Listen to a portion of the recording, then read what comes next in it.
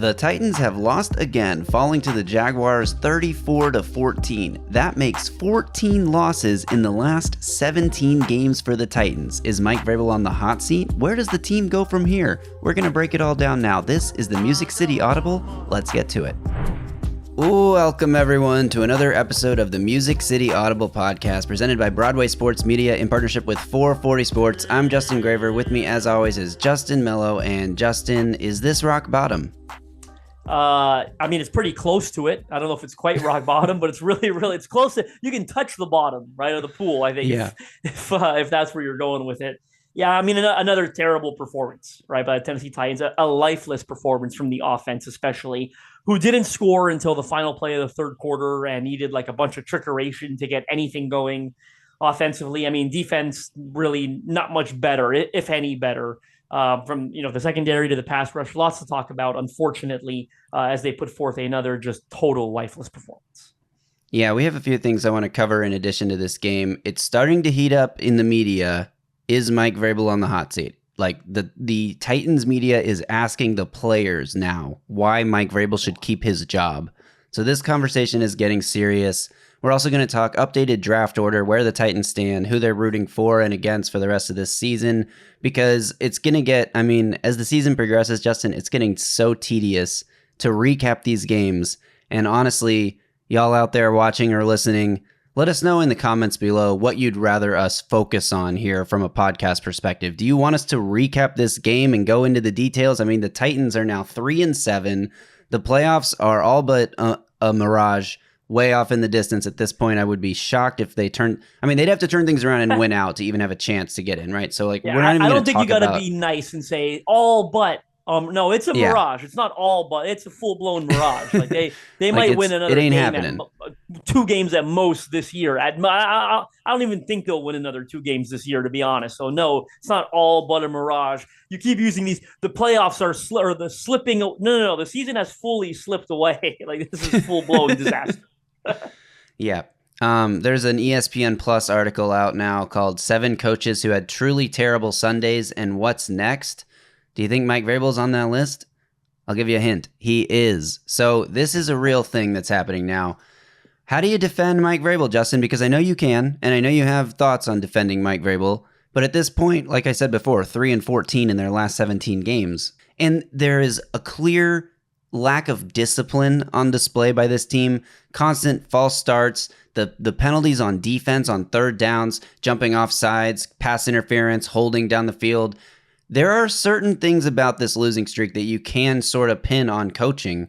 And even if it's like, well, you need to blame the position coaches for players not being disciplined with their penalties, like, it still ultimately all falls at the feet of Mike Vrabel. But I know you do have a defense for why he should not yet be fired. What is it?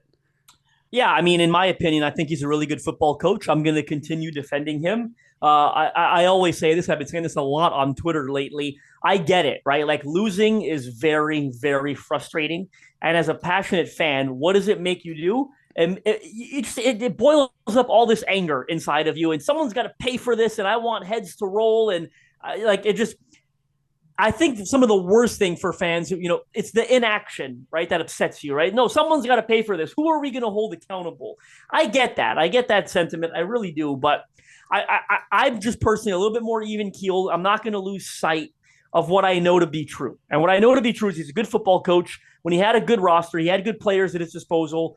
They won multiple divisions. They've been to an AFC championship game. And look, all coaches, like Bill Belichick, that's true of Bill Belichick too. And all of a sudden things aren't going well. So I get it. It's 2 sides to the coin. But you fired the GM a year ago, right? And that was before you were even really embarking on a long losing streak, right? So I applaud Miss Amy Adams Strunk, in all honesty, because I think she had the vision to sort of see where this thing was going before even some of us did. In truthfulness. So she had the vision. She saw that this roster was not in a good place, and she fired the GM. That told you right there who she thought was accountable for this mess. I don't think you turn around a calendar year later and say, well, no, it's actually the head coach's fault as well, because you could have fired them both at the same time. You really could have. So this is a bad roster, right? I keep making the same points over and over again. This is a bad roster. That is why they are losing right now. Look, Do I think Mike Vrabel is perfect? No, I don't think any coach in the league is perfect, period. I said it last week. Every fan base, go around. You only listen to a Titans podcast. I'm with you. Go around. Go on Kansas City Chiefs Twitter. A couple of weeks ago, they lost the game. They're complaining about Andy Reid, Patrick Mahomes. I mean, give me a damn break, right? You can find complaints about anybody in the league, any player, any team. And no, Mike Vrabel is not perfect. No, Tim Kelly is not perfect. No, Shane Bowen is not perfect. All of them could be better. No doubt about it. None of them are primarily accountable for what we are watching right now. This is a personnel-based problem. It is not a good football roster. It simply isn't. You cannot win many games with this roster because, yes, coaches matter, but players win more games on Sundays than coaches do. And these players, and in fact, I've even got a counterpoint. You brought up the discipline thing, I get that too. Discipline does fall on the head coach. But I think, don't get it misconstrued, I think a lot of that stuff also has to do with talent. You know who commits false start penalties? Bad offensive linemen, not just undisciplined ones, bad ones, because they're worried about getting out of their stance because they're getting beat consistently. You know who commits holding penalties? Bad offensive linemen. Why? Because if they don't hold, they lose reps. Why? Because they're not good. They're not as good as the guys they're trying to block. You know who commits holding penalties in secondary? Bad cornerbacks, because they can't. They're going to let wide receivers get open, so they start committing holds. So that's not strictly a discipline thing, in my opinion. That's also a talent thing. And it goes back to the personnel-based problems this roster has. This roster is a bottom 5 roster in the NFL. And what are you getting? Bottom 5 results. I mean, feel free to challenge me. Go on. You're watching this on YouTube. Put in the comments which roster is worse than the Titans that are doing better, that have a better record right now than the Titans do. I mean, I'm sure there are people out there that want Vrabel fired that will come up with an answer. Ultimately, I think this roster is very much in the same tier as the New England Patriots, as the New York Giants, as the Carolina Panthers, as the Chicago Bears. And yeah, some of those teams were a bit more competitive on Sunday, but there have been other instances this year where they haven't been competitive and the Titans were. Week-to-week league, Titans are among the 5 worst rosters in the NFL, and you're getting bottom 5 results. That is not a coaching problem. It is a player roster. It's a personnel problem. Yeah. I mean, I agree with what you're saying, and I also get the other side of it from the fans who are frustrated, which is more like my level-headed approach to this on the other side is not that I think Mike Vrabel should be blamed for everything, and this is a terribly coached team, and he should be fired and bring in the next guy, because at the end of the day in the NFL, the next guy always comes in with so much hope and so much promise, and 2 to 3 years later, they're back on the hot seat, getting fired, or worse, maybe less than 2 to 3 years. I mean, look around the league at the new hires right now. DeMeco Ryans may be the only coach having new first-year coach having success right now this season. This is what happens in the NFL. You always wonder what's behind door number 2. You'd rather take the mystery box than the boat, the famous Family Guy meme, right? Which we've referenced on this pod a few times. But I do think there's something to be said for just being frustrated with the direction of this team and wanting a fresh approach. Just like, I know Mike Vrabel's good. He may go somewhere else and win, but I want something fresh for my team right now in Tennessee. That's a fan perspective that I totally get, where it's just like, let's see. Maybe Ben Johnson is a genius. It's not good enough for me, though. It's not good enough. It's not just, again, wanting new and fresh, just it's not good enough for me. And I look, it could go the other way. I get it. But as soon as you say, oh, like everyone's always ready for a new approach, and then sometimes it gets worse, immediately I think of like the Denver Broncos running Vic Fangio out of town, who I thought was a good head coach, right? And we're so exciting. Let's get an offensive minded guy in here. You replace him with Nathaniel Hackett, and you've got probably one of the worst. Like that's a lot more common, I think. And I know that the Hackett example might be a bit extreme, but that's a lot more common to me than going from Vrabel's a top 10 coach in this league. I'll defend that take. I really do believe that. They are more than likely, the odds are, they're not going to get better than Mike Vrabel. Yeah. And look, you could say, oh, the quarterback, just because you drafted a bust at quarterback doesn't mean you don't draft another quarterback. And I get that, but they don't have a bust of a head coach. They've got a good head coach, right? It's like, if the Cardinals, if they don't move on from Kyler Murray, that's the player to comparison right there, right? It's like, I know he's got his issues, but I've got a good quarterback. The chances of me getting better. If the Minnesota Vikings re-sign Kirk Cousins this summer, I'll understand it, because the chances of him drafting a replacement where they're going to be drafting and getting a better quarterback than Kirk Cousins is not likely. Those are some similar comparisons. I didn't even prepare those, just off the top of my mind. that you're going to get worse. It'd be very, very unlikely, I think, that the Titans fire Mike Vrabel and get a better coach. And I get it. No, you don't not do it to the fear of trying. It's not that to me. It's that you already have a good one. It's a player thing. This roster is terrible. It is terrible. Yeah. The Vikings have a quarterback better than Kirk Cousins. His name is Josh Dobbs. So get out of here with that. After the loss on Sunday to the Broncos Sunday night, I don't know that they're still feeling that way, but no, I get what you're saying, and I agree. Ultimately, it's sort of like a short-sighted reactionary. We're frustrated, like you said at the beginning. We're frustrated and we want to see some accountability. So fire someone, make a change. We need a change.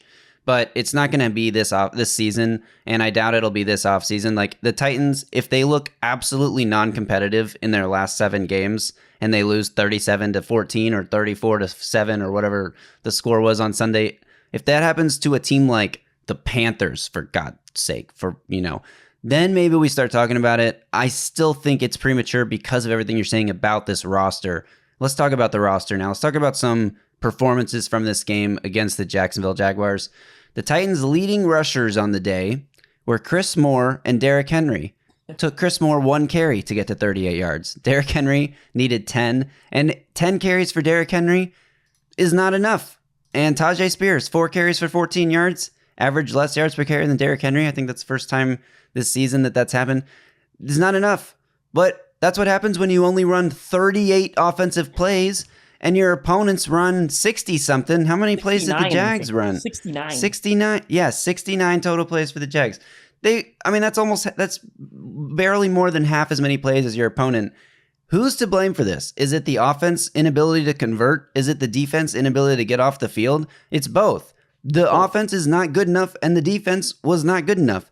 And in this game, we finally got to see Jalen Duncan get some, significant play on the field. Chris Hubbard leaves the game with an injury, and Jalen Duncan comes in. Now, Jalen Duncan played 10 pass blocking snaps. He did not allow a sack, a hit, or a hurry. Peter Skoronski played 20 pass blocking snaps. He did not allow a sack, a hit, or a hurry. You got 2 rookies out there that played decent, all on the offensive line. The rest of the offensive line was not as good. Dylan Radins allowed a sack, had allowed 2 hurries, had multiple penalties. Daniel Brunskill was better, a lot cleaner, only allowed 1 hurry on the 20 pass blocking snaps. Aaron Brewer allowed a sack, 2 hurries, had multiple high snaps, one of which turned into a turnover as the Titans put one of their only good drives together. The offensive line is more end around. It was, yeah. It was almost immediately after. There was 1 incompletion in between, and that the offensive line has just been not good enough. The Titans, again, Will Levis was dropped back 20 times, again pressured on half of his dropbacks. And what's crazy about this game is it's such a weird-looking box score because Will Levis, statistically, actually had a phenomenal game, statistically speaking. Only threw 4 incompletions, 13 for 17, 158 yards, 9.3 yards per attempt, which is very good, 2 touchdowns, and only ended up taking 2 sacks for a QB rating of 143.8. There was only 1 quarterback on Sunday who had a higher passer rating for the day. That was Brock Purdy, who had a perfect 158.3 passer rating. So Will Levis looked like he had a pretty good game. What did you see from him eye test wise that maybe disagrees with his stats? Yeah, I'm about to pee on that parade. I'm about to add some context to those numbers that I think is the truth. I'm going to tell the truth. How many passing yards you said he had? 158. 107 of them came on, I think, on the final 2 drives when they were down, whatever the hell they were, 27-0. 107 of them came, like when they're playing soft coverage shells, like, prevent defense, just running out the clock. 43 prevent defense. I'm sorry? Prevent defense gives up a 49-yard touchdown to DeAndre Hopkins. Well, it's a flea flicker, trickeration, right? They caught him on that one. So by the way, there's a huge chunk of your yardage, right, on the trickeration. You got it. It was a beautiful ball. Give him credit, absolutely. I'm a fan of his, as you know. But the context of the numbers, no, 107 of his passing yards came on those final drives. The average yards per attempt, I think, is also greatly inflated based on the 43-yard flea flicker score. Like there was also a nice long bomb to Chris Moore on that final drive where one of the final drives where he hit Jeffrey Simmons for the touchdown after. No, I don't think the numbers are fair. I don't think he was very good. I also obviously don't think he had any help. I think the O-line was bad again, despite what those numbers say. Again, context, only 20 dropbacks, right, or whatever it was, pressured on 50% of them. The numbers look a lot worse when you add context to it. No help from his run game, no help from the run. Derrick Henry, 3.8 yards per carry, 38 yards on 10 carries, I believe. So no help for Will Levis. I will say I thought this was probably his worst game of the 4 that he's played. I thought early on he was a little erratic, inaccurate, like right before the fumble, which I put on Aaron Brewer.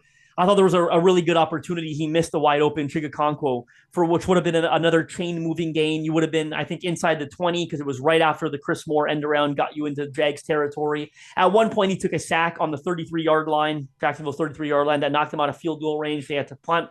They had to burn 2 first-half timeouts due to operational issues. Didn't look like they were going to get the playoff in time. He should have been picked off, in my opinion. That one throw in the first half where he was like, escaping pressure, then kind of threw it back almost across his body. And I think it went in and out of the hands of a Jags defender. So again, it may sound like I'm being harsh. I'm not pinning all of this on Will Levis. I don't think he had any help, but I don't think the numbers are reflective of how he played. Again, I thought he was at times erratic, made a lot of first half mistakes that cost him opportunities when the game was still within reach. A lot of that yardage was empty calories, not even just in the second half, really at the very end of the third quarter, in the fourth quarter. No, I don't think he was terrific. He was of course, the Atlanta game was a lot better. I think the Pittsburgh game was better than this as well. And I think even the Tampa game was probably slightly better than this one too. Yeah, I think when you put all the context together, you can say that. But I think it is promising that he did show some flashes. And at this point in the year, here's what you're looking for as a Titans fan. This team winning games is actively bad for the future of the team. And I don't want to hear about you're a bad fan if you root for your team to lose games. Draft picks are a crapshoot. It doesn't matter where you pick. A few spots here and there is not going to change your franchise. The only thing I'll say to that is that's true when you're talking about the difference between 8-9 and 5-11, 5-12, whatever the heck the record would be now for a 17-game schedule. When you're talking middle of the draft, I agree. When you're talking about the Titans have a chance to potentially get a top 3, top 4 pick, that 5 matters. Top 5 would be great. They could potentially get higher than that. We'll talk about this later. I just wanted to point out the future of this team. Like when you have these 2 generational quarterbacks and a generational wide receiver prospect in the draft, talking about Caleb Williams, Drake May, and Marvin Harrison Jr., if you end up with the number 3 pick, you have the chance to change your franchise in this draft. If a few other guys rise throughout the process and there's like 5 guys that are blue chip guys by the time we get to the draft, you could either take one of those guys yourself, or if you're a team like the Titans that needs more draft picks, you have the chance to trade. If you end up with the number 3 pick and somebody in 1 or 2 doesn't take a quarterback and doesn't make a trade, you have the chance to get a king's ransom for that pick for someone to come get Drake May or whatever. My point is the draft pick will matter. It's not a matter of like, oh, you're picking 12th versus 17th. It's like, no, you could be in the top 4. That would be huge for the rebuild, for speeding up the process of the rebuild. So before I get further, just want to say, no, you are not rooting for the Titans to win any more games this year. Maybe if Will Levis has a chance to lead a game-winning drive and it's clutch time and you want to see the kid perform in the moment, sure, maybe one more win against the Panthers won't kill you. But you win more than one more game, and you're probably not looking at a top 5 pick anymore. So I just want to put that out there as I say, the rest of the season, we're watching the young guys. We want to see how many building blocks there really are on this team. And so from that standpoint, while everything you're saying about Will Levis is true, there were flashes. He played with no help, and despite everything late in the game, he's still out there slinging the ball. He's still out there making an amazing throw to DeAndre Hopkins on the flea flicker, casually just like flicks his wrist, and the ball goes 41 yards and hits him in stride. One of his best deep ball throws, I think, that we've seen yet, because some of the other ones, you know, there was another really good one to Hopkins in the Atlanta game, but the other ones he's thrown, you know, guys have had to slow down, guys have had to sort of shift their route or adjust to the ball in a weird way. This throw was perfectly on the money to Hopkins. And then the other one to Chris Moore, just love seeing him just like standing in there. He's been under pressure all day. He only took 2 sacks despite being under pressure on half of his dropbacks. He launches it to Chris Moore. That one's underthrown, but it's a catchable ball and his guy goes up and makes a play. And you're giving him a shot in one-on-one. Right. I like seeing that aggressiveness. So I think Will Levis showed enough flashes that you can keep being excited about Me the too. potential that he has, Me too. even if it wasn't his best overall game. So that's what I'm looking for at this point in the year. Tajay Spears, how effective can he be? Can you rely on him to be your number one lead running back next year? Maybe you bring in a complimentary guy at some point, cheap free agent or a late draft pick, assuming you don't bring back Derrick Henry. Maybe they will. But the point is Tajay Spears going to be a guy you can build around in the running back room? Do you have enough wide receivers that you feel comfortable? No, not at all. But is there anyone that you feel like Kyle Phillips? Can you make some big plays? Like he had a couple really good games in a row, then had a very quiet game on Sunday. Can Kyle Phillips keep being consistent? Peter Skoronski, can he be the left guard that you need him to be of the future? Jalen Duncan, is he going to get more snaps now? Can he be a starter on this offensive line next year? It's one less piece you have to find. These are the things I'm watching for the rest of the year. And I got to say, overall, all five of those guys played decently well. Tajay Spears was making plays in the backfield and as a receiver, very nearly turned a broken play into a first down where he had to make guys miss and very nearly got the first down. And then it's 4th and 1 and you're down by 20 points and you don't go for it. And it's like, I get it, you're deep in your own territory.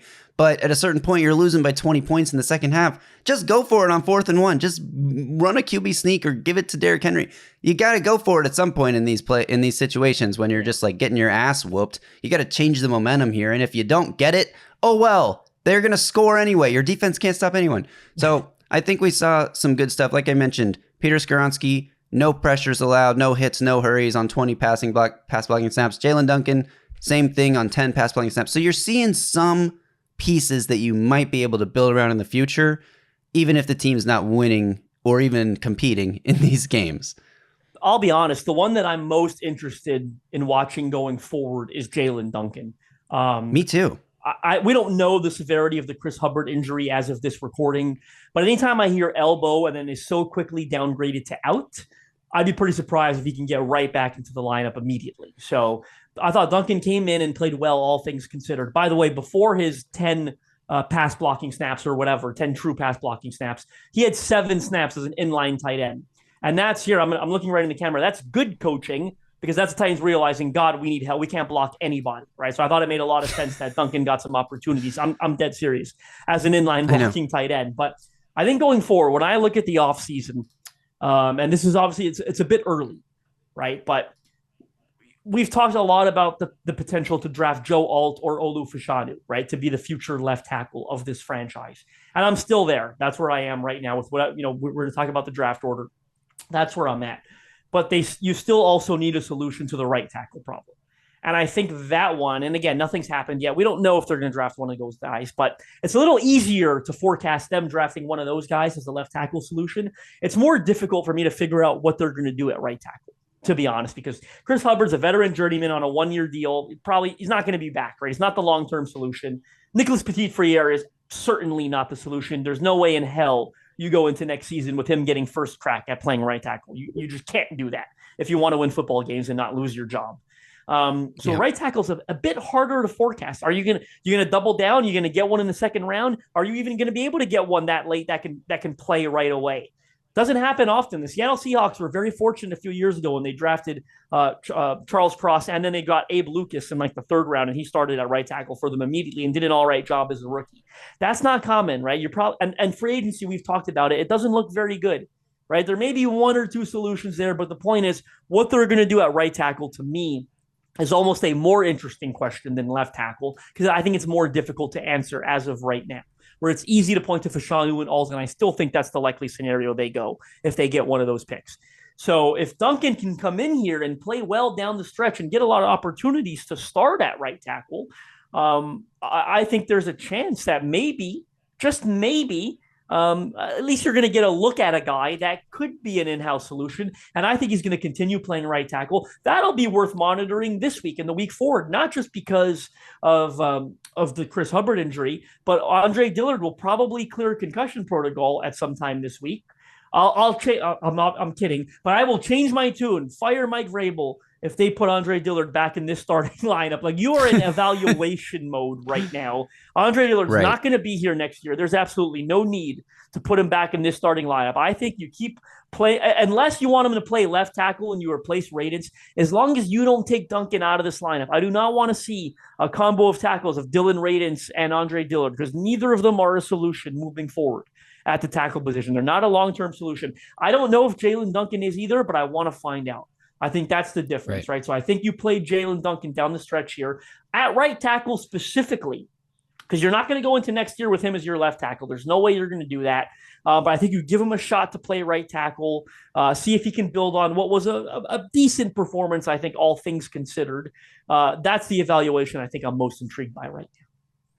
Yeah, and he's an intriguing player because he came out with so much athletic potential but needed development, right? Well, you've had 12 weeks or whatever now to develop him. If he's not ready yet, I mean, maybe he's not ready yet. He's a 6th-round pick, right? So maybe it takes more than this 1 year, but we'll see. Let's see if there's anything there you can continue to mold and continue to work with. And there may be some rookie mistakes, and it may make life tougher on Will Levis at times, but maybe he's your best tackle and you don't know it yet because you haven't really given him a chance to play. So let's find out.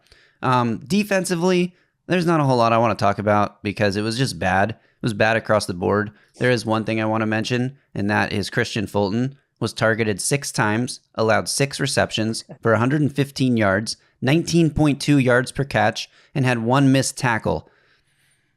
Bro, Calvin Ridley had an amazing game, 107 yards and 2 touchdowns. Trevor Lawrence didn't have an amazing day throwing the ball, but he was 24 of 32 for 262, 8.2 yards per attempt, 2 touchdown passes. He also had 2 rushing touchdowns.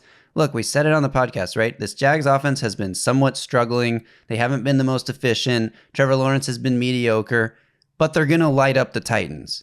And that's exactly what they did. The Titan defense, look, I got Calvin Ridley on 2 fantasy leagues. He's been one of the most frustrating fantasy players of anyone in this whole season because he came out week 1. He had all that training camp hype, came out week 1 and had a great game. And he's had like 1 good game since that in the last 11 weeks. But I knew to start him against the Titans this week. And guess what? He was my best player on multiple teams. So that's just what the Titans defense is at right now. Start the quarterbacks, start the receivers who are playing against the Titans. I don't know if that includes Bryce Young and Adam Thielen because the Panthers have really struggled, but man, the recipe for your struggling offense is to play the Titans defense. They just don't look like they want to play football. There was a chance, and I totally get where you're at the end of the game, where you're down by 30 points or 20 points, 34-14. But that 4th and 1 carry for Travis Etienne, where the Titans had a chance to stop him and get the ball back. Not that it mattered, the game was over, but just from a pride standpoint, just from a you're getting your ass kicked and you want to make a play standpoint, letting Travis Etienne get through that pile on that 4th and 1 and then run for 6 or 7 more yards just pushing bodies when they kind of had him stopped at the line to gain. That was the epitome of how much it just seems like they don't even care. They're not really even trying. Yeah, I think at that point you're probably waiting to go home and get back in the locker room. But I think a lot of people would goddamn pride. I think a lot of people would overreact and say, "Well, that's a sign of players have quit on the team." I don't think it's quite a sign right at the end of the game. There, I think when you don't show up at all from quarter 1, perhaps you've quit on the team effort wise, and I don't think that's much says a whole lot. A couple things I want to highlight defensively, or the game in general, actually. I'm going to make some bullet points because you're right. It's not worth talking too much about. Sign of a bad football team is shooting yourself in the foot, right?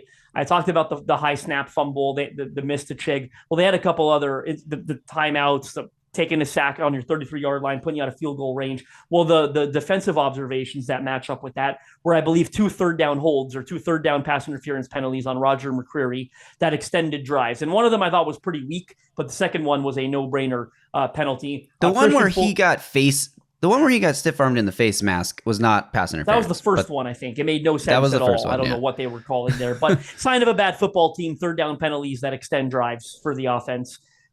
There was also Christian Fulton, you mentioned, 6 of 6. I didn't even realize it, and I'll raise my hand up, didn't realize it. They're talking about it right now as we're recording this. He got benched for Trey Avery. He got pulled from the game on occasion, and Mike Vrabel said during his Monday press conference, when you're getting beat and giving up catches, that's one thing. There was other reasons that we removed him from the lineup. So probably what we speculated on earlier this year, maybe going against his rules, not playing coverage techniques that he's taught to play. So back in the doghouse after, I think it sounds like Christian Fulton after a couple of good weeks. I don't know if you watched his post-game presser. I did. Or in the locker room, I should say. I mean, talk about a guy not wanting to talk, not giving a damn, it seems like. I mean, every question he answered with, we have to watch the film, right? Like, he's got nothing to say. He's counting down the days till free agency. It seems he can get out of here, right? Yeah. Like, I think both sides feel the same way. So, sign of a bad football team goes back to what I said about the roster and how talentless players commit penalties. Both shot themselves in the foot so many times, offensively and defensively. Two things I want to highlight about this game, I think, before we get into the draft order update conversation. A lot of talk about the O-line, Will Levis, the coverage. I get all that. It's fun to talk about. Two things not being talked about enough, in my opinion. How bad this pass rush continues to be right now. You're just not getting effective results out of them. It goes back to the Pittsburgh game a couple weeks ago. They didn't put enough pressure on Baker Mayfield. In the Tampa game, this is a unit that's supposed to be carrying this team. Carrying this defense, you're not seeing that at all right now. And they're putting more pressure on a bad secondary, and it's leading to the results that we're seeing. Just not getting enough. Jeffrey Simmons, I think, has been outstanding. But a couple other guys, I don't think we're talking. I mean, we've talked about Harold Landry, maybe getting his feet back under him, but the consistency is not there. We haven't talked enough about Arden Key. I just haven't seen the consistency from him, the pass rush upside since the very early portion of the season. It's just not there right now. It's hurting the team. Even Dina Coatre, in all honesty, I think he's still leading the team in sacks. I'm not seeing that snap-to-snap consistency from him. I mean, look, we cannot sit here. We just cannot sit here and say that these guys are all really good football players. They're playing really well right now, and yet the pass rush results are what they are. There's something going wrong, right? And I think we do have to point the finger at Arden Key right now, Dina Coatre, Harold Landry. All these guys are delivering lackluster results right now, and that's why the pass rush is not as good as it's supposed to be. Another thing I don't think has been talked about enough is, Derrick Henry, I think 38 yards on 10 carries, 3.8 yards per carry. I felt like, and I wish I had the official numbers in front of me, but I know I'm right on this. It felt like every time they were in a third down situation, it was like 3rd and 7 or 3rd and 8. And that's despite the fact that Will Levis only attempted 17 passes. And again, they lost by 20 points, whatever it was, like you said.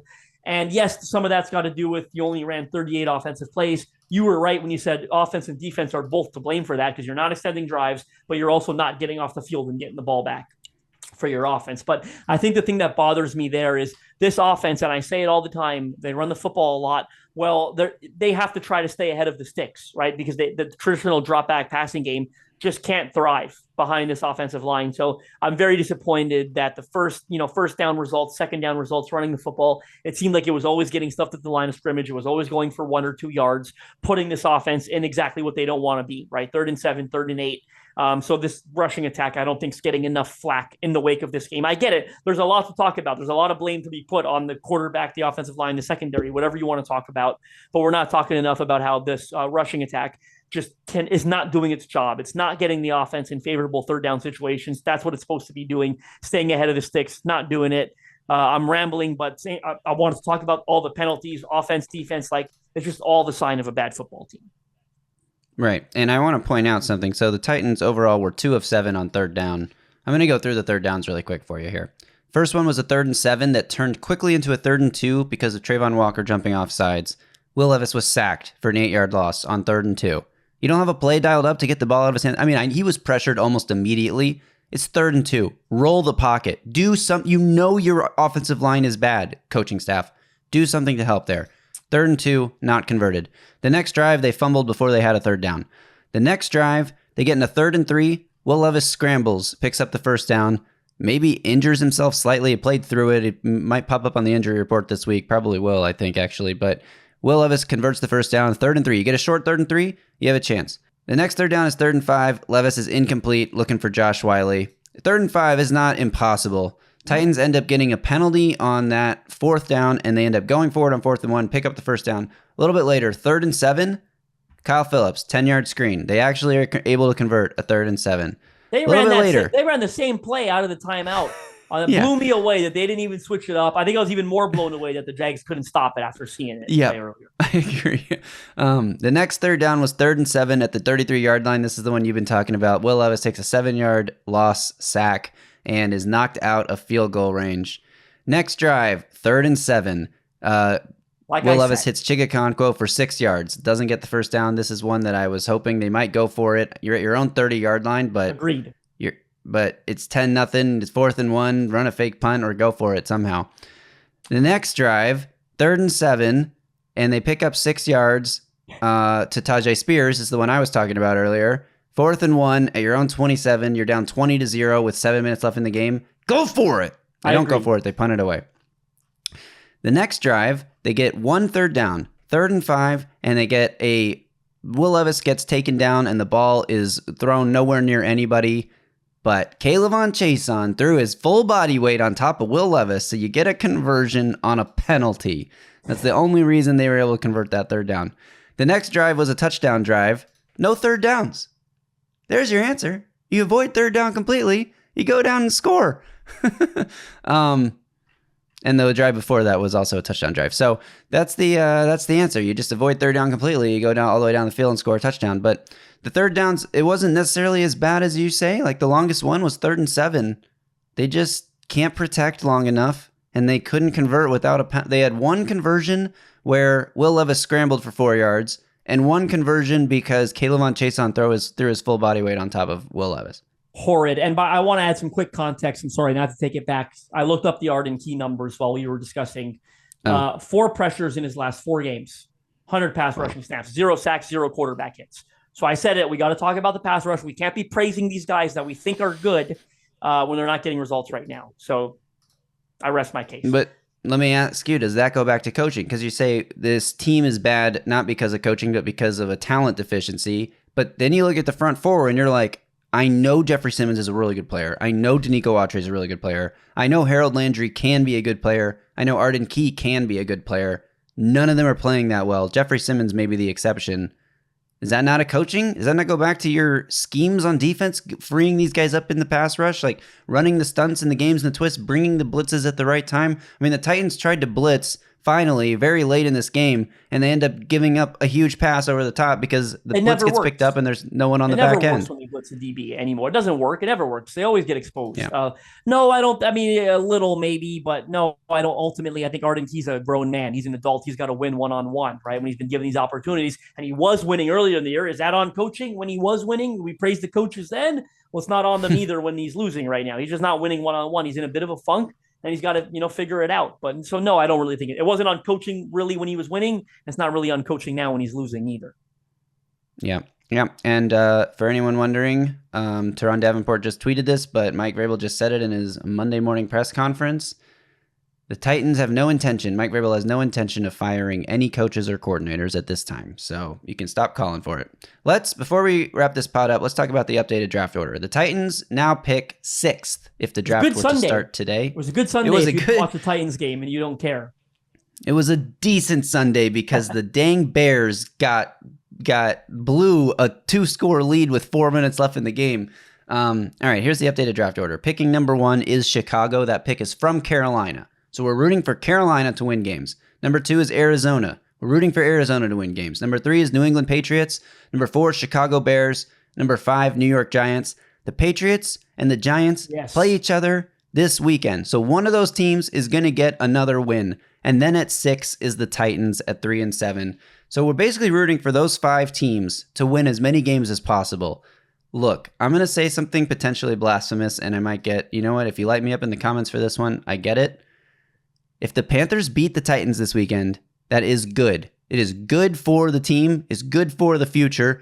And it also will shine a light on just how bad the Titans are if they lose to a Panthers team this weekend. That maybe some changes will be coming in terms of personnel. Maybe Jalen Duncan gets a chance. Maybe they turn to some of these young guys just to see what they got because the guys on the field aren't getting it done. Anyway, I'm not ever going to tell anyone to root against your football team, but it's time to start thinking about it. I knew where you were going with that, and I get it too, right? We'll get to the, I guess that game preview, so to speak, later in the week. But spoiler alert, I don't think the Titans are going to lose to the Panthers. Maybe I'm dumb. Maybe I'm naive. I don't think they're going to. We'll see what happens. They're at home. They've played better at home this year. I do think the Panthers are a slightly worse football team than the Titans. Expect that draft order to drop, but they moved up 1 overall. They were number 7 before this weekend. Now they're number 6. That's a good thing. The way I see it right now, though. I've said it all the time. Caleb Williams, Drake May, Marvin Harrison Jr., Olu Fashanu, Joe Alt. Having that 6th pick or worse, it scares me a little, right? That you would be missing out on those 5 players. So we'll see what happens. I think getting to number 5 overall would be ideal because you guarantee yourself one of those 5 players. And look, those guys aren't guaranteed to go 1 to 5. But I'll be honest with you, I kind of feel like they're going to as of now. And it's early. There is not a defensive player in this draft that's worth a top 5 pick. There just isn't. I'd be pretty shocked, in all honesty, if a defensive player goes in the top 5 of this draft. Right? Then you've got the tight end Brock Bowers. He's elite. Is a tight end going to go that early? We'll see. But the point is, it would certainly be in the Titans' best interest to have a top 5 pick, even if it's number 4 or 5. It doesn't have to be a top 3 pick. I get if it's 3, you're probably guaranteeing yourself a chance at Marvin Harrison Jr. That's super exciting. But they need a left tackle so bad right now. If you're at 4 or 5, it's a good place to be. You're guaranteeing yourself Olu Fashanu or Joe Alt. If you don't pick 5, I'd be fairly concerned that you're going to miss out on all 5 of those players. Well, just keep in mind the draft process is long and crazy, and guys will rise. Absolutely. And there will be some random guy picked 4th overall that we all projected to go 13th, and we're like, whoa, sure. Why is he going 4th overall? So I think, top 6, you're not safe. You're not mathematically safe, but I think you still have a decent chance, and there'll be trades. Someone will come up and get somebody that we didn't expect to go or whatever it is. I think top 6 is a good place to be in, but yeah, you'd love to be higher. You'd love to be top 4 or 5 just to guarantee you get one of those guys like you said. So between the Cardinals have a winnable game against the Rams coming up. The Bears have Justin Fields back. They were very competitive with the Lions. They almost beat the Lions, who are leading the division there at 8-2, and they just blew it on the final few plays of the game. The Giants beat the Commanders with Tommy DeVito when I thought the Giants weren't going to even sniff another win this season, and they somehow forced 6 turnovers against Washington. So look, anything can happen here. I think, Arizona's been playing without Kyler Murray all year. He's looked good in the last 2 games. Yes. Just barely came up short of the win here. The Cardinals kick a couple field goals when and chances they went for 4th downs, then they would have been able to potentially win that game. And like I said, the Patriots and the Giants play each other this weekend, so there's a win there. I looked ahead at these teams' schedules. There's not a lot of wins looking like very favorable on their schedules. But you look at the Titans' schedule, and there's not a lot of wins looking favorable there either. No. So I think this is like the biggest chance for Tennessee to get a win again this season is this weekend against Carolina. But like I said, maybe fun on Sunday, but it's way better for the future of this team if they don't win that game, and I know I might get lit up for that. So let me know in the comments if you totally disagree, if you consider me a bad fan for what I'm saying here. Anything else you want to hit, Justin, before we get out of this? That does it. That does it. All right. Thanks, everyone, for listening. Thanks even more to those of you who are watching. Remember to subscribe to the channel, the Music City Audible. Follow Justin on Twitter at JustinM_NFL. You can follow me at Titans Film Room. We'll be back a little bit later on to preview this game against the Panthers on Thanksgiving week here in America. Justin, we have this thing called Thanksgiving. Ever heard of it? What? So that will do it. We'll be back when we see you guys next. Until then, y'all stay safe out there and tighten up.